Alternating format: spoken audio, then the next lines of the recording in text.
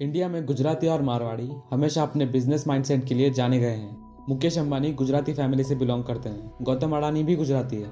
DMart owner Radhakrishna Dhamani Marwari family से belong करते हैं। इंडिया में मारवाड़ी पॉपुलेशन सिर्फ 0.5% की है, लेकिन लगभग सारी ई कॉमर्स स्टार्टअप्स वो ओन करते हैं। इनके इसी बिजनेस माइंडसेट को ऑथर मोहनीश पबराय द धंधो इन्वेस्टर इस बुक से समझाने की कोशिश कर रहे हैं। बुक में कुल 17 चैप्टर्स है, जिन्हें हम 3 पार्ट्स में देखेंगे। इस वीडियो में हम पार्ट 1 को समझेंगे। पटेल मॉडल धंधो। पटेल्स अमेरिका के लगभग 50% मॉडल्स के मालिक हैं। पटेल मॉडल कनेक्शन की स्टोरी शुरू होती है युगांडा से। लेट 19th और अर्ली 20th सेंचुरी में बहुत से पटेल्स गुजरात से युगांडा जैसे देश माइग्रेट हुए, जो ईस्ट अफ्रीका में है। शुरुआती समय में ज्यादातर पटेल्स वहाँ ट्रेडर्स या कॉन्ट्रैक्ट लेबर जैसे काम करते थे, लेकिन वो धीरे धीरे अपने धंधो टेक्निक का इस्तेमाल करके युगांडा में बहुत से बिजनेस कंट्रोल करने लगे। लेकिन कुछ सालों बाद 1972 में जनरल ईदी अमीन युगांडा का नया डिक्टेटर बना। उसे पटेल्स का डोमिनेशन पसंद नहीं आया। उसने डिक्लेयर किया कि अफ्रीका सिर्फ अफ्रीकन्स का है और नॉन अफ्रीकन्स को देश छोड़ के जाना होगा। लगभग 70,000 गुजरातियों के सारे एसेट्स फ्रीज कर दिए गए और उन्हें देश से बाहर निकाल दिया गया। बहुत से पटेल्स इंग्लैंड और कनाडा चले गए और कुछ को अमेरिका ने एज रिफ्यूजी एक्सेप्ट कर लिया।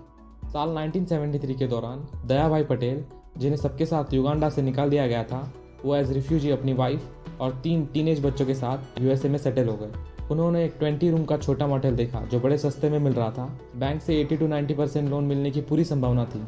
उनकी फैमिली मॉडल के 1 या 2 कमरों में रह सकती थी, जिससे उनका रेंट भी पूरा सेव हो सकता था। मॉडल $50,000 में मिल रहा था। उन्होंने $5,000 का इंतजाम किया और बाकी $45,000 बैंक से लोन लिया।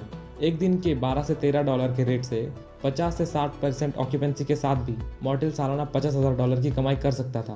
दया भाई पटेल और उनकी वाइफ अपने मॉडल के सारे काम करने लगे। बच्चे शाम को, वीकेंड्स पर और हॉलीडेज पर मदद करते थे। उन्होंने कोई स्टाफ हायर नहीं किया, जिससे उन्हें बहुत कम ऑपरेटिंग कॉस्ट लगता था और वो अपने कस्टमर्स को बहुत कम कीमत में रूम दे पाते थे। इसका ये नतीजा निकला कि बहुत जल्द उन्हें बड़ी मात्रा में प्रॉफिट होने लगा।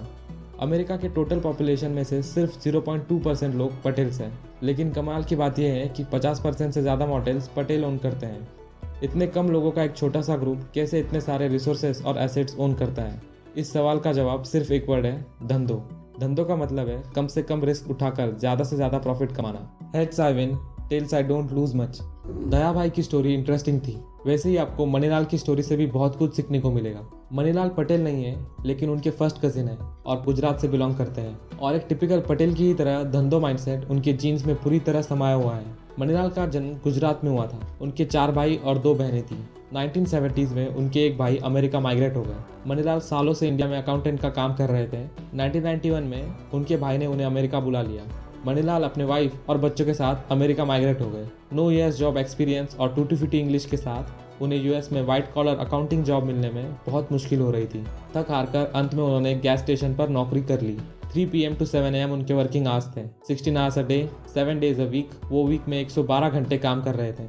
कुछ समय बीत जाने के बाद एक दिन उन्हें एक खबर सुनाई दी कि साउदर्न कैलिफोर्निया की एक computer power supply manufacturing company Cherokee International, जिसे एक पटेल ओन करते हैं, वो स्टाफ हायर कर रही है। मनीलाल ने इंटरव्यू दिया और सेलेक्ट हो गए। उनकी सैलरी मिनिमम वेजेस से थोड़ा ज़्यादा थी। अगले कुछ महीनों में उनके बचे हुए 2 भाई और एक बहन ने उन्हें ज्वाइन कर लिया। वो एक साथ एक छोटे से अपार्टमेंट में रहते थे, लेकिन सबके पास चेयरकी में जॉब था। मनीलाल और उनके सिबलिंग्स ने बड़े तौर पर पैसे बचाने शुरू किए। उनका पहला ऑब्जेक्टिव एक घर खरीदना था, ताकि वो थोड़ा कंफर्टेबली रह सके। कुछ सालों बाद उन्होंने 1994 में अपनी सेविंग्स में से फुट हिल रैंच कैलिफोर्निया में एक घर खरीदा और 1994 में ही मनीलाल ने टेक्साको गैस स्टेशन पर एक और जॉब ज्वाइन कर लिया। अब वो 8 AM to 5 PM चेयरकी में और 5:30 PM to 11 PM gas station पर काम करने लगे। कुछ साल बीत गए। मनीलाल एंड फैमिली लगातार काम करके सेव कर रहे थे। 1998 में मनीलाल ने डिसाइड किया कि उन्हें अब एक छोटा बिजनेस खरीदना है। उन्होंने गैस स्टेशन, लिकर स्टोर्स, लॉन्ड्रोमैट्स और बहुत सारे ऑप्शंस कंसिडर किए। कुछ पटेल फ्रेंड्स ने मॉडल खरीदने का आइडिया दिया, लेकिन मॉडल की कीमत साउदर्न कैलिफोर्निया में हाई चल रही थी। मनीलाल लगातार कोई अच्छा बिजनेस ढूंढ रहे थे। लंबे समय तक पेशेंटली सर्च और वेट करने के बाद 2001 में 9/11 की वजह से ट्रैवल इंडस्ट्री पूरी तरह से रुक गई और मॉडल्स के प्राइसेस बहुत नीचे आ गए। मनीलाल की नज़र एक मॉडल पर पड़ी जो मरीनो वैली में था और 4.5 मिलियन में मिल रहा था। मनीलाल ने अपने दोस्तों के साथ मिलकर वो मॉडल खरीदा और अपना जॉब क्विट करके फुल टाइम मॉडल संभालने लगे। 4 साल बाद 2005 में एक दिन का $70 एवरेज रेट और 60% ऑक्यूपेंसी के साथ मॉडल साल में अप्रॉक्सीमेटली $2.1 मिलियन की कमाई कर रहा था। जब मनीलाल ने 2001 में मॉडल खरीदा था, तब एक दिन का रेट लगभग $55 था। उस हिसाब से सालाना कमाई में 4 साल में $5 लाख की बढ़ोतरी हो गई थी। मोटेल बिजनेस को सक्सेसफुली चलाने के बाद मणिलाल ने फिर कभी जॉब नहीं किया, बल्कि और भी वैल्यू फॉर मनी बिजनेस खरीदे। ये था मणिलाल धंधो।